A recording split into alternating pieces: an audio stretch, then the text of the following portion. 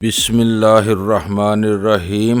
گمنام ہیرو کے معزز ناظرین، السلام علیکم۔ آئیے چلتے ہیں کہانی کی طرف، جس کے بعد بہت بڑے پیمانے پر میری تلاش کی مہم شروع ہو سکتی تھی۔ وہ برا وقت آنے سے پہلے مجھے شہر بلکہ ملک سے نکل جانا چاہیے تھا، لیکن اس کے لیے بھی سلطان شاہ کو اپنی کارروائیاں پوری کرنے کے لیے کم از کم آنے والا دن درکار تھا، جسے عافیت اور سلامتی سے گزارنے کے لیے کوئی محفوظ ٹھکانہ تلاش کرنا ناگزیر تھا۔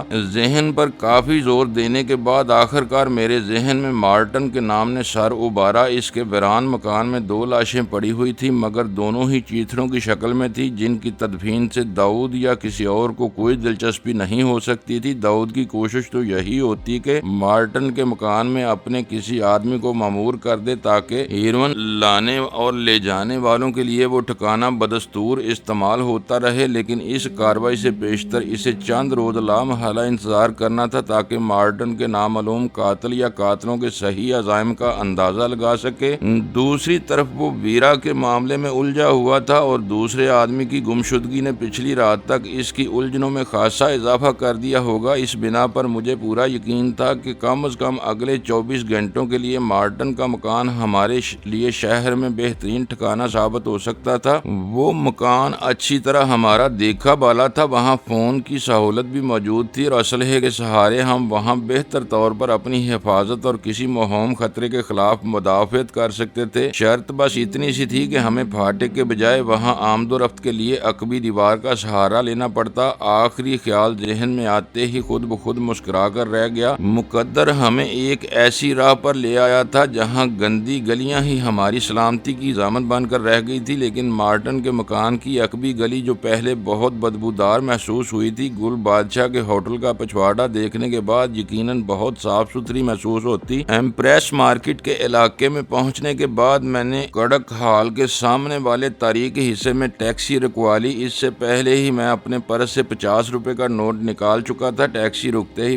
میں وہ نوٹ ڈرائیور کی گود میں ڈال کر نیچے اتر گیا۔ زخمی ہاتھوں نے اس وقت مجھے خوف میں مبتلا کیا ہوا تھا۔ 44 روپے بنے ہیں صاحب، ڈرائیور میرے اترتے کیبن لائٹ جلا کر بولا، باقی تم رکھ لو۔ مجھ سے پہلے سلطان شاہ بول پڑا، اور ڈرائیور کا ہاتھ جیب کی طرف جاتے جاتے رک گیا۔ ہم دونوں سست قدموں سے آگے کی طرف چل دیے، کیونکہ پیچھے گڈیالی بلڈنگ کے قریب کربو جوار کے علاقے میں اس وقت بھی کافی رونق تھی۔ یہ ہماری خوش قسمتی تھی کہ ٹیکسی ڈرائیور اچھی ٹپ ملنے کی خوشی میں زیادہ دیر وہاں رکنے کی بجائے گاڑی گھما کر واپس چلا گیا، کیونکہ اتنی رات ڈلے اسے وہاں ون وے کی خلاف ورزی پر ٹوکنے والا کوئی نہیں تھا۔ تھوڑی دور چلنے کے بعد ہمیں ایک دوسری ٹیکسی مل گئی، اور اس میں ہم مارٹن کے مکان کی طرف روانہ ہو گئے۔ سلطان میرے اس خیال سے بہت خوش ہوا تھا، کیونکہ اتنی کڑی مشقت کے بعد وہ بجا طور پر خود کو بستر کا حقدار سمجھ رہا تھا۔ دوسری ٹیکسی میں نے مارٹن کے مکان سے دور ہی چھوڑ دی، اور ڈرائیور ٹپ سمیت رقم لے کر فوراً ہی وہاں سے بھاگ کھڑا ہوا۔ کسی مکان کے بجائے راستے میں اترنے کی وجہ سے وہ ہمیں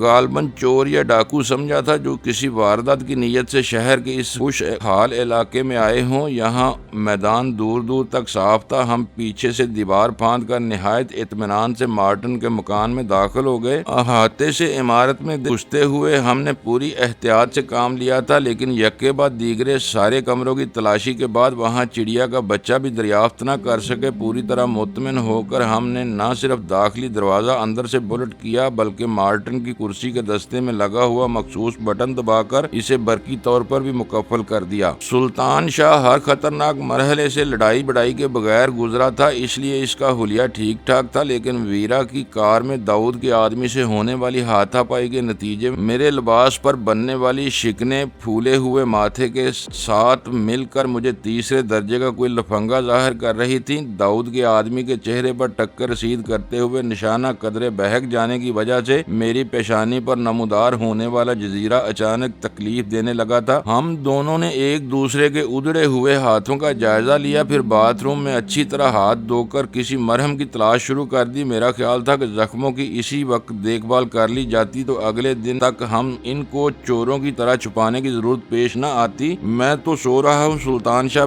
بے طرح بستر پر گرتے ہوئے بولا، مرہم مل جائے تو میرے ہاتھوں پر بھی لگا دینا۔ میں اس سے کوئی تعرض کیے بغیر کمرے سے باہر نکل گیا۔ صبح 9 بجے کے بعد میری آنکھ کھلی تو سلطان شاہ چائے تیار کیے میرے بیدار ہونے کا منتظر تھا۔ تھا وہ منہ ہاتھ دھو کر سلیقے سے بال جمائے باہر جانے کے لیے تیار تھا۔ اس نے جلد بیدار ہونے کا فائدہ اٹھاتے ہوئے اپنے اور میرے کیچڑ اور غلاظت میں لتڑے ہوئے جوتے صاف کر کے چمکا لیے تھے۔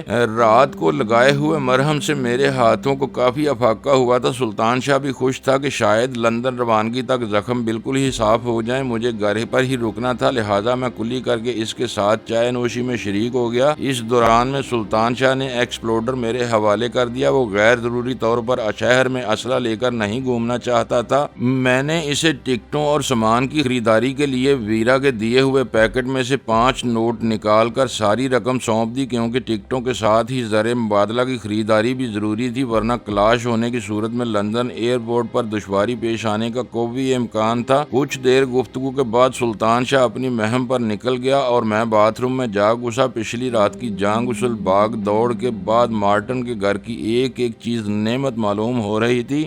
غسل سے فراغت کے بعد میں نے مارٹن ہی کا ایک لباس منتخب کر کے زیب تن کیا اور پھر باورچی خانے میں جا گھسا، کیونکہ امکانی خطرات کے پیش نظر رات کا کھانا بھی گول کرنا پڑ گیا تھا۔ آملیٹ اور ڈبل روٹی پر مشتمل ناشتہ کرتے ہوئے میرا ذہن ویرا کے معاملے میں الجھا ہوا تھا۔ اگر اسے میں اپنی روانگی کے صحیح پروگرام سے باخبر کر دیا تو یہ ممکن تھا کہ مقررہ وقت پر ایئرپورٹ پر موجود ہوتی اور اس طرح میرے ساتھ سلطان شاہ کی روانگی کا راز فاش ہو جاتا، جبکہ نہ صرف ویرا نے مجھے اپنی روانگی سے باخبر کرنے کی ہدایت کی تھی بلکہ غزالہ تک رسائی ہونے تک مجھے ویرا کو ہر حال میں ہاتھ میں رکھنا تھا۔ ناشتے سے فارغ ہو کر میں نے اس سے فون پر رابطہ قائم کرنے کا فیصلہ کر ہی لیا۔ میں کسی بھی وقت لندن کے لیے روانہ ہو سکتا ہوں۔ رسمی شناختی فکروں کے تبادلے کے بعد میں نے اسے براہ راست کام کی بات سے آگاہ کیا تو وہ چونک پڑی۔ کیوں، ایسی بھی کیا عجلت ہے؟ اس کی آواز تحیر امیز تھی۔ بس خیریت ہی ہو گئی، ورنہ رات پچھلے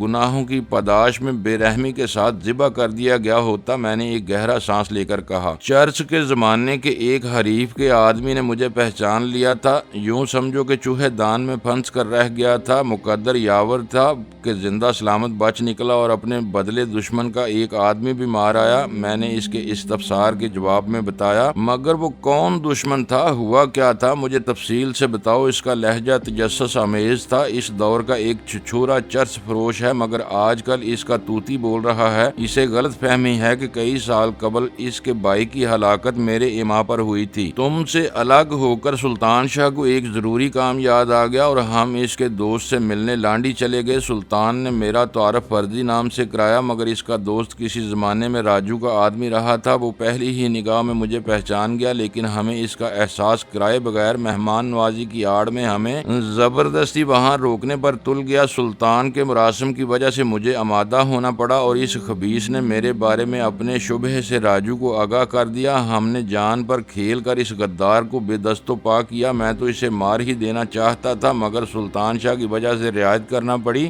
اسی ہڑبونگ میں راجو کا آدمی نگاہ میں آ گیا جو ہماری گات میں اسی گھر میں چھپا ہوا تھا۔ اس کو ہم نے ٹھکانے لگا دیا اور پچھلے راستے سے رات گئے فرار ہو گئے۔ لانڈی جانے کے مقصد اور گل بادشاہ کی ملی بھگت کے علاوہ میں نے اس کو پوری کہانی بلا کم و کاست سنا دی، جو وہ شاید انہماک سے سن رہی تھی۔ اب تم نکل ہی جاؤ تو بہتر ہوگا۔ میرے خاموش ہونے پر اس کی تھکی ہوئی آواز ابھری، رات ادھر جا کر تم نے بھیانک غلطی کی ہے۔ تنظیم کے ارکان کسی بھی لمحے پورے شہر میں تمہاری تلاش کی مہم شروع کر سکتے ہیں۔ میرا اندازہ بھی یہی ہے، لیکن راجو سے یہ خبر تنظیم تک پہنچنے میں وقت لگے گا۔ میں نے کہا۔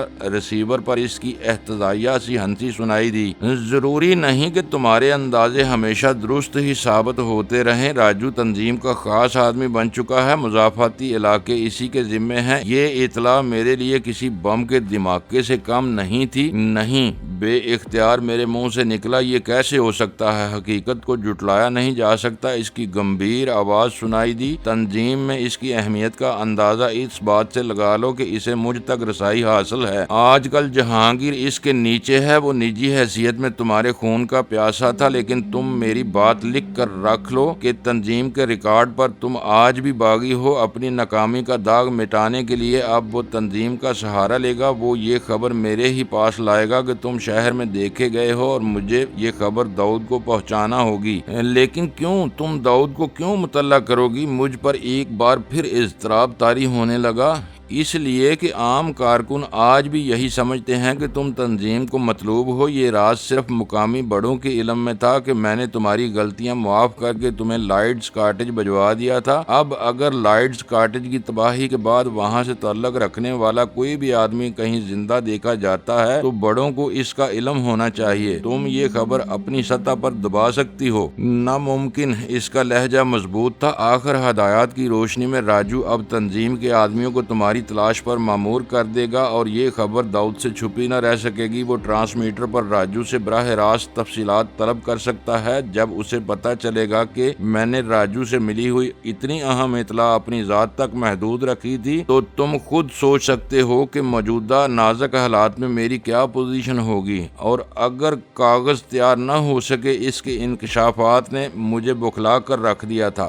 جعلی کاغذات پر یا کاغذات کے بغیر ملک سے باہر کہیں بھی چلے جاؤ، وہاں سے لندن پہنچنے کی کوشش کر سکتے ہو۔ تم خود بتا چکے ہو کہ ہوٹل بند رہے گا تو 10-11 بجے تک دروازہ توڑا جا سکتا ہے اور پھر راجو سب کچھ سمجھ جائے گا۔ یہ سمجھ لو کہ دوپہر سے پہلے ہی وہ میرے پاس دوڑا آئے گا۔ میں کوشش کروں گا، میں نے تھکے ہوئے لہجے میں کہا۔ راجو اب بہت خوفناک ہو گیا ہے۔ تم سلطان شاہ کے دوست کو ذکر دے کر نکل تو آئے، لیکن راجو اس کے بدن کی چمڑی گرا دے گا۔ وہ اپنی راہ میں آنے والوں کے ساتھ بہت شفاقی کے ساتھ پیش آتا ہے۔ میں نے جس مقصد سے فون کیا تھا، نئی اطلاعات کی روشنی میں وہ بہت ثانوی ہو کر رہ گیا تھا۔ نہ ویرا نے سلطان شاہ کی روانگی کے بارے میں کچھ پوچھا، نہ مجھے بتانے کی ضرورت پیش آئی۔ پھر اب تم سے لندن ہی میں ملاقات ہوگی، میں نے مایوسانہ لہجے میں کہا۔ ابھی تم کہاں ٹھہرے ہوئے ہو؟ کہیں بھی نہیں۔ رات کا باقی حصہ ایک پبلک پارک میں آوارہ گردوں کی بھیڑ میں اونگ کر گزارا تھا اور اب ایک پبلک بوتھ سے تم کو فون کر رہا ہوں۔ کرائسٹ تمہاری حفاظت کرے۔ اس کی آواز میں تشویش امڑ آئی۔ ان حالات میں تمہارے لیے صرف دعا ہی کر سکتی ہوں۔ یہ یاد رکھنا کہ جب تک تم نہیں آتے، غزالہ پوری عزت کے ساتھ میری مہمان رہے گی۔ اگر میں اس تک نہ پہنچ سکا تو وہ عمر بھر کے لیے تمہاری ذمہ داری ہوگی۔ جوں جوں گفتگو آگے بڑھ رہی تھی، مجھے اپنے دل پر بوجھ سا اترتا محسوس ہو رہا تھا اور آواز گھٹتی جا رہی تھی۔ میری آواز سے میری کیفیت کا اندازہ لگا کر ویرا نے ایک بار پھر نیک تمناؤں کا اظہار کرتے ہوئے ریسیور شاید کریڈل پر ڈال دیا۔ میں چند ثانیوں تک اس کے دوبارہ ریسیور اٹھانے کا منتظر رہا، مگر لائن پر سناٹا محسوس کر کے آخرکار میں نے سلسلہ منقطع کر دیا۔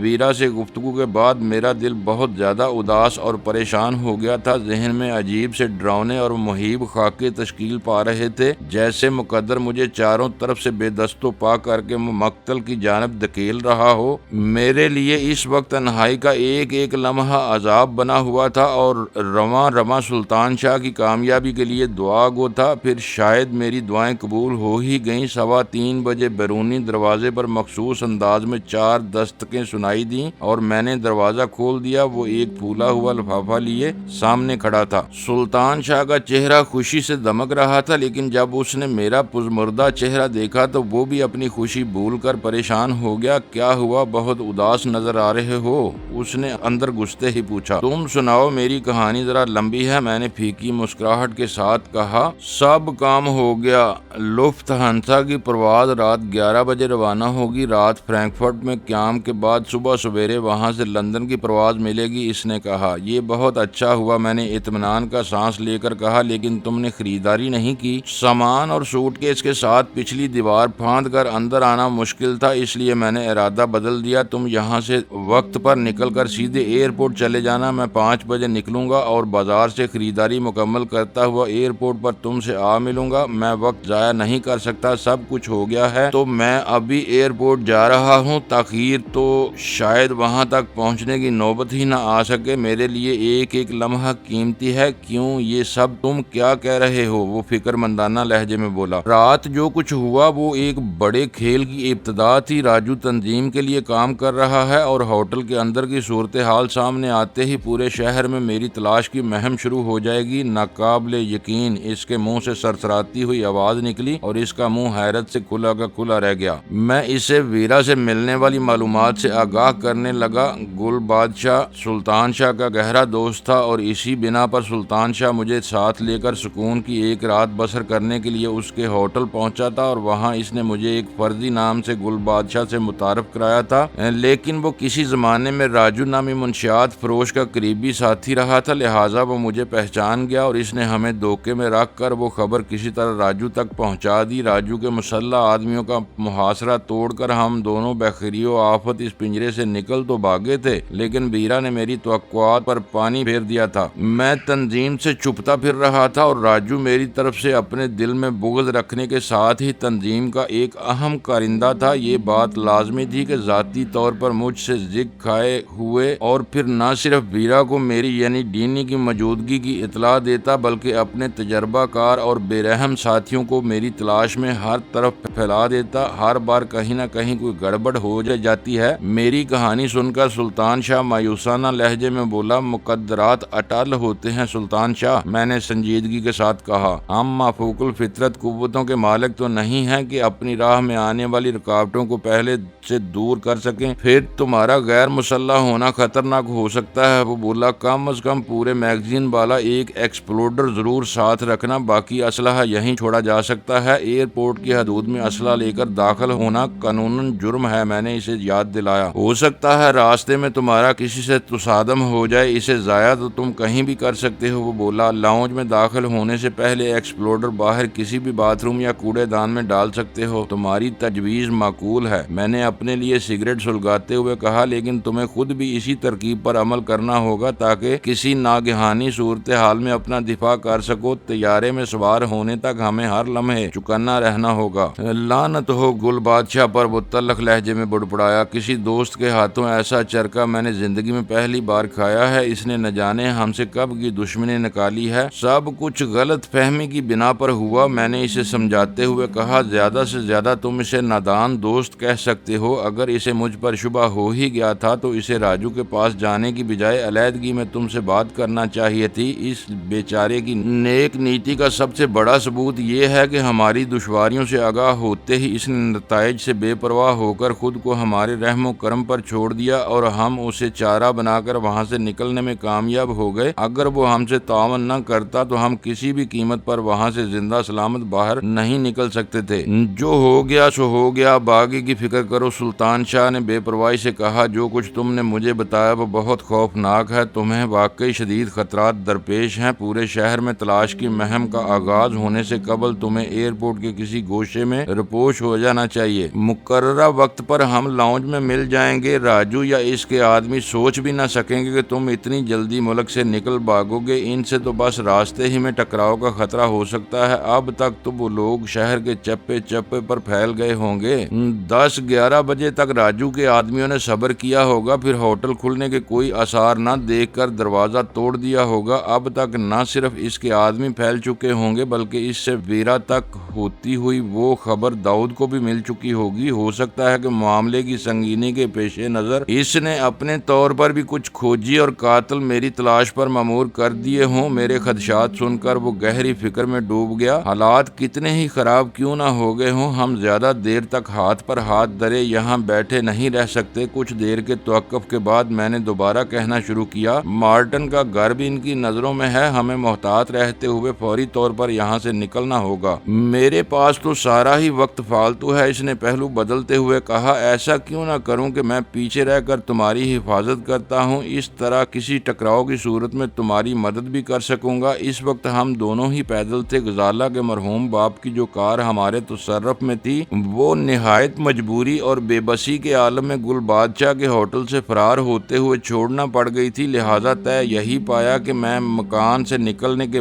20 منٹ بعد ایک مخصوص مقام سے ٹیکسی پر ایئرپورٹ کے لیے روانہ ہو جاؤں تاکہ سلطان شاہ کو میرا تعاقب کرنے کے لیے مناسب مہلت مل سکے۔ سلطان شاہ کے ساتھ پروگرام طے کر کے میں نے ایکسپلوڈر جیب میں ڈالا اور نکاسی کے راستے کی طرف بڑھ گیا۔ اس عمارت میں پناہ لیتے ہوئے ہم نے نہ صرف داخلی دروازہ اندر سے بلٹ کر دیا تھا بلکہ مارٹن کی عجیب و غریب وہیل چیئر کے دستے میں لگا ہوا مخصوص بٹن دبا کر دروازے کا الیکٹرانک قفل بھی لگا دیا تھا۔ سلطان شاہ نے دروازے کا بلٹ کھولا اور میں نے قریب ہی پڑی ہوئی کرسی کا دوسرا بٹن دبا کر الیکٹرانک قفل کھولا اور اطمینان سے آگے بڑھا، لیکن اسی لمحے سلطان شاہ میری طرف پلٹ پڑا۔ اس کی تکان آلود نگاہوں میں تشویش کے سائے لہرا رہے تھے۔ کیا ہوا؟ بے اختیار میرے منہ سے نکلا۔ شش! اس نے بکھلائے ہوئے انداز میں اپنے ہونٹوں پر شہادت کی انگلی رکھ کر مجھے خاموش رہنے کا اشارہ کیا اور محتاط انداز میں کوئی کھٹکا پیدا کیے بغیر دوبارہ दरवाजे का बुलेट चढ़ा दिया। मैं तजस्सुस अमेज अंदाज में इसके करीब पहुंच गया। इसके तर्ज अमल से मुझे शुबा हुआ था कि शायद इसने बाहर कोई आहट सुन ली थी, इसी वजह से इस रास्ते को इस्तेमाल करने का इरादा तर्क कर दिया था। तुमने कुर्सी के कंट्रोल बोर्ड का सही बटन दबाया है? इसने दबी दबी सरगोशियाना आवाज में मुझसे सवाल किया। इसके बुशरे पर छाई हुई तशवीश लहजा बेलहजा गहरी होती जा रही थी। हाँ, मैंने कदरे हैरत के साथ कहा, ये शुबा क्या हुआ तुमको? जरा एक बार फिर देख लो, इसने बाएं हथेली से अपनी पेशानी को रगड़ते हुए कहा। तुम भी आओ, मैंने फराख दिली के साथ कहा। मेरा ख्याल है कि बटन दबाने में मुझसे कोई गलती सरजद नहीं हुई, फिर हम फंस गए हैं। इसने एक गहरा सांस लेकर कहा, मैं दरवाजा खोलने में कामयाब नहीं हो सका। मालूम होता है कि इसे बाहर से बुलेट कर दिया गया है, लेकिन यहाँ तो कोई भी नहीं है। बाहर से दरवाजा कौन बुलेट करेगा? वो जो भी है हमारा खैर ख्वाह नहीं हो सकता, इसने दो टोक लहजे में कहा। मैंने कुर्सी के दस्ते में नस्ब कंट्रोल बोर्ड पर दरवाजे को मुकफ्फल करने वाला बटन दबाया और बोर्ड पर दरवाजे को मुकफ्फल जाहिर करने वाला मदम सी सबज रोशनी जल उठी। सुल्तान शाह गौर से मेरी हरकत का जायजा ले रहा था। मैंने दोबारा कफल खोलने वाला बटन दबाया और सबज रोशनी यक बियक गायब हो गई। मैंने पहले भी ठीक बटन दबाया था। मैंने सुल्तान शाह की तरफ देखते हुए कहा, फिर जरूर कोई बाहर मौजूद है। इसके लहजे में मायूसी उमड़ आई थी। जरूरी नहीं, हो सकता है कि कफल का इलेक्ट्रॉनिक सर्किट सही तरीके से काम न कर रहा हो। मैंने तेजी से सोचते हुए कहा, तुम भी दरवाजे पर तबा आजमाई कर लो, फिर मेरी बात समझ सकोगे। इसने मेरी आंखों में देखते हुए कहा, कफल दरवाजे को वस्त में पकड़ता है और बुलेट ऊपर फंसता है। इस रुकावट को महसूस ही किया जा सकता है। मुझे पूरा यकीन है कि मॉर्डन का शैतानी निजाम बिल्कुल ठीक काम कर रहा है। बाहर से किसी ने हमें चूहे दान में बंद करने की कोशिश की है। बात समझ में नहीं आती, मैंने उलझन अमेज लहजे में कहा। अगर बाहर कोई मौजूद ही है तो दरवाजा बुलेट करने की बजाय इसके लिए ये ज्यादा आसान होता कि झाड़ियों में गात लगाए हमारे बाहर निकलने का इंतजार करता और जो ही हम बेखबरी में बाहर निकलते हमें धमका कर जेर करने की कोशिश करता, वरना हलाक या जख्मी करना तो इसके लिए बाएं हाथ का खेल था। तुम्हारी इसी मंतकबाजी से मैं घबराता हूँ। वो चिढ़कर बोला, इससे तो बेहतर है कि जुबान खोलने की बजाय तुम्हारी राय का इंतजार किया जाए। तो क्या मैं गलत कह रहा हूँ? मैंने हैरत के साथ सवाल किया। यही तो मुश्किल है कि मैं दलीलों से तुम्हारी बात को गलत साबित नहीं कर सकता, मगर मेरी छठी हिस्स कह रही है कि बाहर खतरा मंडला रहा है और कुछ पता नहीं कि बाहर कदम निकालते ही किस सिमत से गोलियों की बुछाड़ शुरू हो जाए। मुअज़्ज़ज़ नाज़रीन, लाइक करें, शेयर करें और कमेंट्स बॉक्स में पाक आर्मी जिंदाबाद, पाकिस्तान पाइंदाबाद का नारा ज़रूर दर्ज करके अपने मुल्क पर फ़ख्र करें और पाकिस्तान की बुनियादें मजबूत करने में अपना किरदार अदा करें। वीडियो देखने का शुक्रिया। मुअज़्ज़ज़ नाज़रीन, अपना ख्याल रखिएगा और हमारे चैनल का भी। ISI पाक आर्मी जिंदाबाद, पाकिस्तान पाइंदाबाद।